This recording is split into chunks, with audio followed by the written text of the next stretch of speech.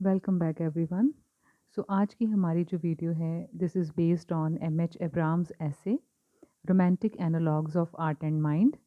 This is from fifth unit of your first paper in first semester literary movements 1. तो fifth unit का broad title है romanticism.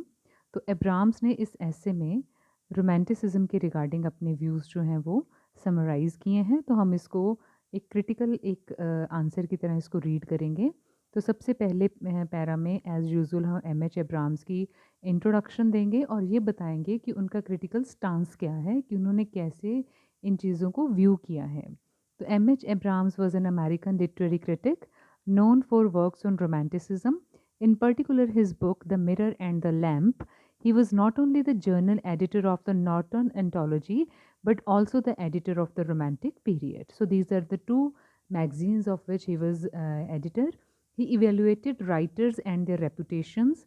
His contribution lies in classification of literary theories into four main groups. तो main contribution M H. Abrams की क्या है कि उन्होंने literary theories को चार मेन ग्रुप्स में डिवाइड किया है. पहला है मिमेटिक थियोरीज़. मिमेटिक थियोरीज़ क्या है, जिसमें जो क्रिटिक है वो वर्क में और यूनिवर्स में जो रिलेशनशिप है उसको एक्सप्लोर करता है. तो मिमेटिक थियोरी पर काम करने वाले जो क्रिटिक हैं वो इस यूनिवर्स का राइटर के वर्क के साथ, जो वर्क अंडर कंसिडरेशन है, जिस बुक की बात हो रही है उसका आपस में क्या रिलेशन है उसके ऊपर बात करते हैं. दूसरा है प्रेगमेटिक थियरीज़. प्रेगमेटिक होता है कि वर्क और ऑडियंस का क्या रिलेशन है, कि कोई वर्क जो मार्केट में आया है ऑडियंस उसको कैसे रिसीव कर रही है या ऑडियंस के ऊपर उसका क्या इफ़ेक्ट हो रहा है. थर्ड है एक्सप्रेसिव थियरीज़, जिसमें वर्क और आर्टिस्ट, तो क्योंकि वर्क में एक्सप्रेस कौन कर रहा है अपने आप को, ऑब्वियसली आर्टिस्ट कर रहा है.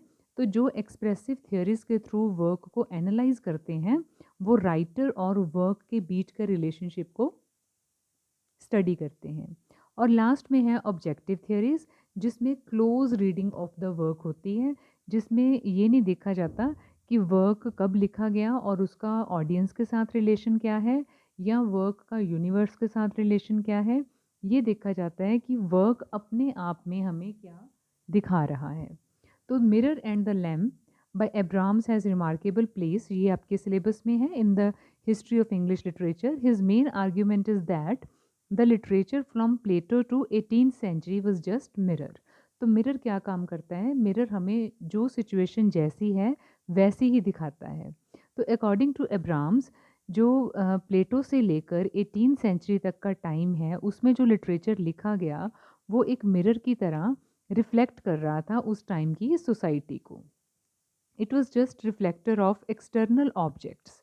तो जैसी चीज़ें सोसाइटी में थी उसको वैसे ही वो दिखा रहा था. प्लेटो से देखो आप, काफ़ी पुराना टाइम क्लासिकल ग्रीक हो गया, वहाँ से लेकर उन्होंने इंक्लूड कर दिया 18 सेंचुरी तक कि राइटर्स हैं वो सोसाइटी के ट्रुथ को रिफ्लेक्ट कर रहे थे like a mirror in their literary works, right. While 19th century literature was lamp. लेकिन जैसे 19th सेंचुरी आती है रोमांटिसिज्म शुरू होता है तो literature from the mirror literature becomes a lamp and it was radiant projector which makes contribution to the object it perceives. तो अब लैम्प क्या कर रहा है, लैम्प अपनी लाइट थ्रो कर रहा है जो चीज़ सामने पड़ी है. तो अगर लैम्प अपनी रोशनी से उसको वो चीज़ कैसे दिखाई दे रही है वो प्रेजेंट करता है. ठीक है. तो 19th सेंचुरी कहने का मतलब 19th सेंचुरी के बाद का जो लिटरेचर है वो लैम्प की तरह है और उससे पहले का जो लिटरेचर है वो मिरर की तरह है. So the present essay, Romantic Analogues of Art and Mind, shows that analogy is the best way to judge the literature of a particular nation. In the same way, when any piece of art is compared with the metaphors, its appeal to the reader becomes successful. तो इस analogy से, इस comparison से उन्होंने clear किया कि कैसे हम piece of art को compare कर सकते हैं. Romantic poets often did analogy of their poetry with various metaphors.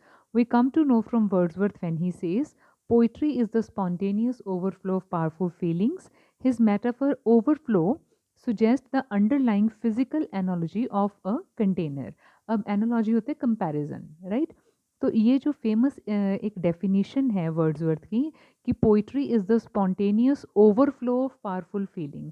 तो जैसे ही हम वर्ड बोलते हैं ओवरफ्लो, तो हमारे सामने इमेज क्या आती है? हमारे सामने इमेज आती है एक कंटेनर की, जिसमें से कोई चीज़ ऊपर तक भर के वो ऊज़ आउट हो रही है, वो बाहर निकल रही है, दैट इज़ कॉल्ड ओवरफ्लो। इसी तरह से हमारे किसी और के रीडर के माइंड में इमेज आ सकती है फाउंटेन की, कोई सोच सकता है नेचुरल स्प्रिंग के बारे में। तो romantic poets employed metaphor in order to express the inner feelings of the poets. J.S. Mill said, poetry is the expression or uttering forth of feelings. तो Abrams had divided literary theories into 4 groups. तो ये तरीका था romantic poets का लिखने का कि वो एक मेटाफर के थ्रू अपनी बात कह रहे थे, और वो जो मेटाफर है वो अलग अलग रीडर्स को अलग अलग इमेजेस सुजेस्ट करता है। तो एब्राम्स ने, जैसे हमने पहले बात की कि लिटरेरी थियरी को 4 ग्रुप्स में डिवाइड किया था, तो एक्सप्रेसिव थियरी उनमें से एक है। The development of this theory is seen in poetry and art of romantic and German literature. Expressive का मतलब क्या? कि वर्क में राइटर अपने आप को कैसे एक्सप्रेस कर रहा है, अपनी फीलिंग्स को, अपने इमोशंस को कैसे वो दिखा रहा है। In the first part of the essay, he refers to Shelley's definition of poetry, that poetry in a general sense may be defined to be the expression of the imagination। तो PB Shelley के according जो poetry है generally वो क्या काम करती है? वो इमेजिनेशन का एक्सप्रेशन है। Taking examples from Coleridge, Mill, Scott, he concludes that the painter, orator and poet each has the motive of exciting in the reader। अब ये सारे क्या काम कर रहे हैं? चाहे पेंटर है, चाहे ऑरेटर है या पोएट है, ये रीडर के अंदर की फीलिंग्स को इग्नाइट कर रहे हैं, उसे जगा रहे हैं। Byron introduce the analogy of volcano. तो बायरन ने कंपैरिजन किया, उसने मेटाफर कौन सा दिया? वॉल्केनो। वॉल्केनो आप सबको पता है कि ज्वालामुखी को बोलते हैं, जिसमें से एकदम से इरप्शन होती है। तो पोइट्री इज दैट आर्ट जिसमें से इमोशंस जो हैं they come out with a burst.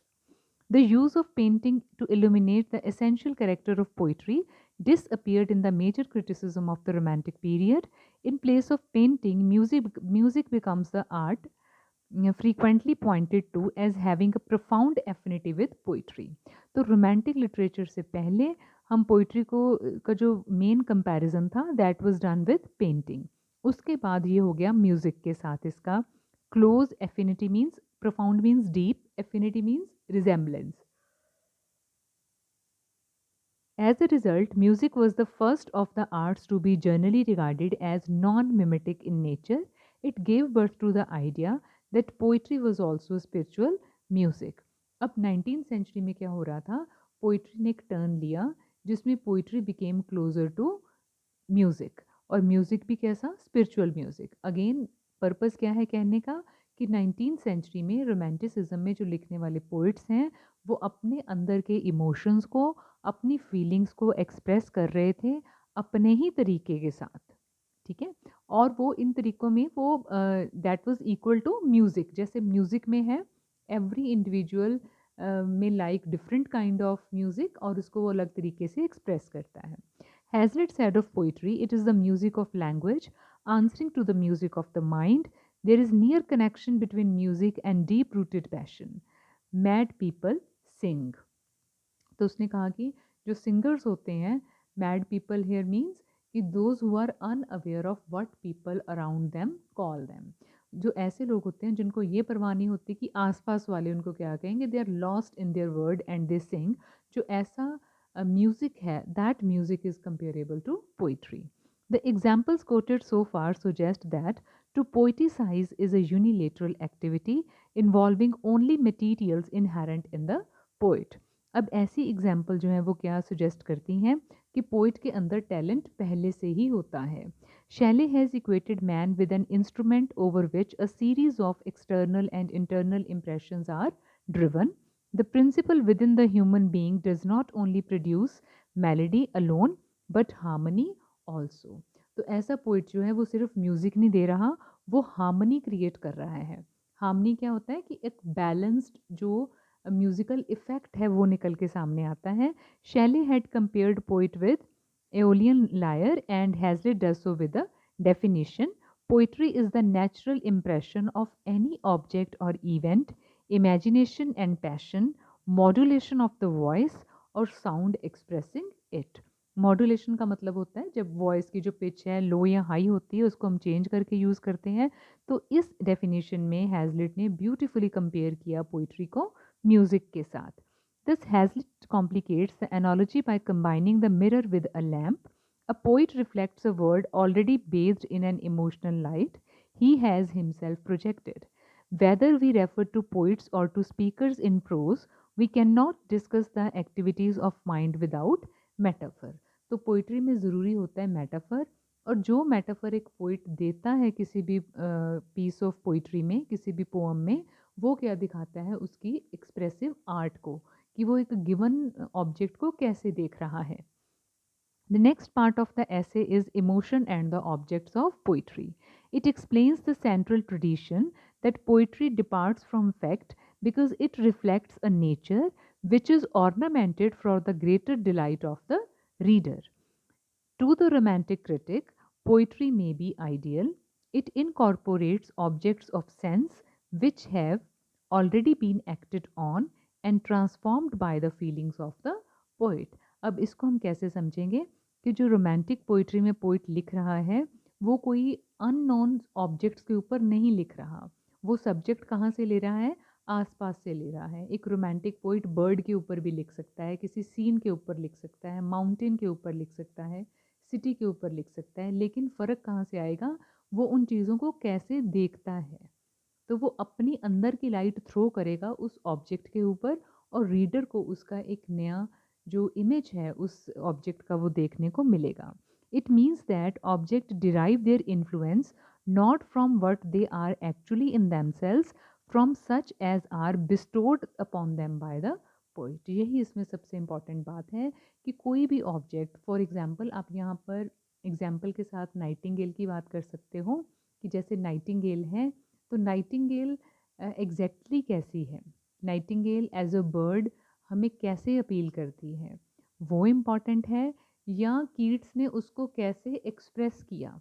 तो कीट्स ने नाइटिंगेल को किस तरह से परसीव किया, तो वो नाइटिंगेल एज एन ऑब्जेक्ट पूरी तरह से चेंज हो जाती है। तो ये है एक्सप्रेसिव थियोरी, जिसमें कि जो ऑब्जेक्ट है वो हमें डिफरेंट वे से अपील करना शुरू कर देता है। Poetry does not describe things as they are, rather it describes things as they appear. तो वाकई में जो ऑब्जेक्ट है वो जैसा होता है हमें वैसे ही अपील नहीं करता, लेकिन वो पोइट को जैसा लग रहा है वो हमें वैसा ही दिखना शुरू हो जाता है। Sometimes the descriptions are more explicit. Explicit means clear and give examples of the way objects of sense are fused. It shows how they are remolded into the in the crucible of emotion and passionate imagination. अब ये crucible of emotion किसके होंगे? Poet के। Passionate imagination of the poet. तो बाहर की जो senses की चीज़ें हैं जिनको पोइट अपने 5 सेंसेस से देख सकता है, 5 सेंसेस से पोइट क्या क्या दे सकता है? All the things of this world. तो we have 5 senses, sense of eyes, sense of hearing, sense of smell, sense of touch. तो ये सभी 5 सेंस ऑफ टेस्ट, इन सभी सेंसेस के थ्रू पोइट बाहर के किसी भी ऑब्जेक्ट को पहले देखता है, फिर वो ऑब्जेक्ट उसको कैसे अपील करता है वो उसको अपनी पोइट्री में लिखता है। Of all his contemporaries, Coleridge was the most concerned with the problem of how the poetic mind acts to modify the materials of sense without violating truth to nature. तो यहाँ पर एब्राम्स का main, जैसे Coleridge ने main इसी चीज़ के ऊपर concentrate किया कि जो पोइटिक माइंड है जिसमें इमेजिनेशन है, वो बाहर की चीज़ों को किस तरह से चेंज करके प्रेजेंट करता है, लेकिन साथ के साथ वो ट्रुथ को ख़राब नहीं करता। Towards this its solution, he formulated his theory of imagination. He placed the role of emotion as the highest in such transformation. तो इस चेंज में उसने सबसे इम्पॉर्टेंट रोल किसका माना? उसने सबसे इम्पॉर्टेंट रोल माना इमोशन का। Coleridge's ideas are echoed in Hazlitt's following definition: poetry puts a spirit of life and motion into the universe. Wordsworth has also compared poet to a person who is interested in creating spirit of life where he finds it missing. तो ये सारे poets क्या कर रहे हैं? चाहे हम हैज़लिट की बात करें, कॉलरिज की बात करें, वर्ड्सवर्थ की बात करें, वो आसपास के ऑब्जेक्ट्स जो हम उनको वैसे ही देखेंगे तो हमें वो शायद इतना अपील ना करें, लेकिन if we look at those objects, अगर हम उन ऑब्जेक्ट्स को पोइट की आइज़ के थ्रू देखेंगे, जैसे वो पोइट को अपील हो रहे हैं, तो हमारे लिए उन चीज़ों का मीनिंग जो है वो चेंज हो जाएगा। Therefore, the romantic critics substituted the presentation of a word which distinguishes poetry from descriptive discourse. Descriptive discourse का क्या मतलब होता है? जिसमें हम चीज़ों को डिस्क्राइब कर रहे हैं। तो रोमांटिक पोइट्स जो थे वो चीज़ों को डिस्क्राइब नहीं कर रहे थे, वो उनकी अपील हम तक पहुंचा रहे थे। Their opinions ranged from Shelley's Platonistic formulation through Blake's violent marginalia. तो ये जो उनके ओपिनियंस थे वो डिफरेंट थे। पीबी शैले जो कि रोमांटिसिज्म का पोइट है, उसने प्लेटो के इन्फ्लुएंस में लिखा, और जो ब्लेक है अगेन रोमांटिसिज्म की जहाँ से शुरुआत होती है, उसने वायलेंट मार्जिन लिया। ये आपने पढ़ा भी था, आपके फोर्थ पेपर में था, ब्लेक का चिमनी स्वीपर। तो ब्लेक ने मार्जिनलाइज लोगों के लिए लिखा है, उन लोगों के लिए लिखा है जिनको कि सोसाइटी में आवाज़ नहीं मिलती, तो वो उन लोगों के लिए ब्लेक लिख रहा था। To Hazlitt's interpretation of the ideal, और हैज़लिट ने बात की है आइडियलिज्म की। The ideal is not an abstraction of general nature. The true ideal is achieved by making it the pervading and regulating principle of all the rest. Except Blake and Hazlitt, there is little tendency in the major English critics to follow the extremist of the later 18th century. तो यहाँ पर बात कर रहे हैं कि black और हैज़लिट को छोड़कर बाकी जितने भी मेजर इंग्लिश क्रिटिक्स हैं, उन्होंने 18th सेंचुरी के एक्सट्रीमिस्ट को फॉलो किया है। To conclude we may say that we come across diverse groups in the romantic critics. तो रोमांटिक क्रिटिसिज्म में डाइवर्स मीन्स डिफरेंट, हमें डिफरेंट ग्रुप्स मिलते हैं। Wordsworth agrees that the object of poetry is truth, not individual but general one. Coleridge also confirms the principles of Aristotle that poetry is essentially ideal. Byron believes in fiery passion of poetry. There is Lamb who gives free play to imagination in essay. Hazlitt who introduces element of change. Blake's mysticism and social discontent. तो ये सभी poets का अलग अलग लिखने का तरीका है। बायरन जो है वो रेवोल्यूशनरी पोइट था, तो बायरन लिख रहा था रेवोल्यूशनरी स्टाइल में। लैम्प जो है वो ऐसे में भी स्टोरी मिक्स कर रहा था। हैज़लिट जो है उसने एलिमेंट ऑफ चेंज इंट्रोड्यूस किया था। ब्लेक जो है मिस्टिसिज्म की बात करता है, जैसे आपने उसकी चिमनी स्वीपर जो पोइम पढ़ी होगी जो फोर्थ पेपर में है, उसमें उसने दिखाया कि कैसे एक छोटा बच्चा जो है वो ये मैसेज दे रहा है कि आफ्टर डेथ जो है वो सभी एक जैसे हो जाएंगे, किसी का कलर ब्लैक और वाइट नहीं रहेगा। तो वो मिस्टिसिज्म है जब पोइट बात करता है गॉड के रिलेशनशिप की ह्यूमन बीइंग के साथ। तो यहाँ पर ये सारे उनके डिफरेंट सोशल डिसकंटेंट का मतलब जो उसकी डिससेटिस्फेक्शन है सोसाइटी के सेटअप से। Blake's mysticism and social discontent all contribute to the variety of the Romantic critic, and M.H. Abrams successfully categorizes these poets into different theoretical headings. तो M.H. Abrams ने इस ऐसे में इन डिफरेंट पोइट्स के different different जो view points हैं या उनका जो काम करने का तरीका है, जो उनकी जो अपील है, उनको डिफरेंट हेडिंग्स के अंदर डिस्कस किया है। So this was about the ऐसे romantic analogues of art and mind. I hope कि आपको कुछ क्लैरिटी मिली होगी वीडियो से, और अगर आपको मेरी वीडियोस हेल्पफुल लग रही हैं तो please don't forget to share it with your friends, and I will be really thankful if you subscribe to my channel and like the video you have just watched, and if you like the content, and please do comment in the comment section below. Thank you for watching.